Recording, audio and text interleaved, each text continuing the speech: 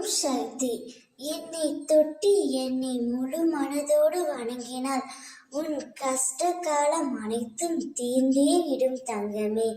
லட்சியத்தை நோக்கி அசைக்க முடியாத உறுதியுடனும் பொறுமையுடனும் செயல்பட்டால்தான் நீ வாழ்வில் வெற்றி பெறுவாய்.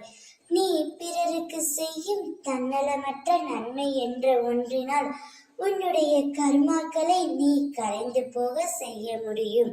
நீ ஒரு அடி எடுத்து வைத்தால் உனக்காக அம்மா நான் 100 அடி எடுத்து வைப்பேன். இதை நீ நடைமுறைப்படுத்திப்பார். உன்னுடைய பிரச்சனைகள் அனைத்தும் கூடிய விரைவில் தீர்ந்துவிடும். நான் உனக்கு அடிக்கடி கூறுவது, நீ செய்யும் எந்த ஒரு காரியத்திற்கும் பலனை எதிர்பார்த்து செய்யாதே. அவர்களுக்கு நான் என்னெல்லாம் செய்தேன், ஆனால் அவர்களோ எனக்கு தீங்கி இழைத்து விட்டார்கள் என்று புலம்பாதே. அவரவர் செய்யும் பலனுக்கு அவரவர்கள் நிச்சயம் அனுபவிப்பார்கள். விவேகத்தை மட்டும் கடைப்பிடி. தெய்வ பக்தியுடன் நீதிக்கு கட்டுப்பட்டு வாழ். இதனால் என்றும் நீ தாழ்ந்து போக மாட்டாய். தீமையை சகித்துக்கொள். இதனால் பாவ கணக்குகள் ஒவ்வொன்றாய் கழிந்து முடிவுக்கு கொண்டு வந்துவிடும் என்பதை நினைவில் வைத்துக்கொள். துன்ப நிலை மாறி இன்ப நிலையை அடையப் போகின்றாய். உன்னுடைய நிலைமையை நான் மாற்றி அமைக்கப் போகின்றேன்.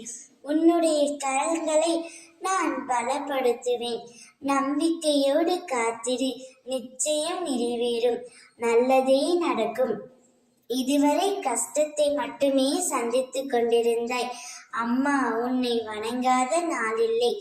இருந்தும் என் கஷ்டங்கள் குறைந்த பாடு இல்லை. நான் என்னத்தான் செய்வது? இதிலிருந்து எப்படி முழுமையாக விடுபடுவது என்று நீ என்னிடம் கேட்கின்றாய். கவலை கொள்ளாதே தங்கமே. என்னை சரணடைந்து விட்டாய் அல்லவா? உன்னை பாதுகாத்து கரை சேர்ப்பது எனது பொறுப்பு. நிச்சயம் உனது கஷ்டங்கள் அனைத்தும் தீர்ந்து போய்விடும். மகிழ்ச்சியும் பொறுமையும் நிம்மதியும் இல்லை என்று பொறாமைப்படாதே. எல்லோரும் பார்த்து பொறாமை கொள்ளும் இவை இரண்டும் உனக்குள்ளேயே இருக்கின்றது. உன் கஷ்டங்கள் அனைத்தும் கரைந்து போய்விடும் தங்கமே. நம்பிக்கையோடு காத்திரு. ஓம் சக்தி.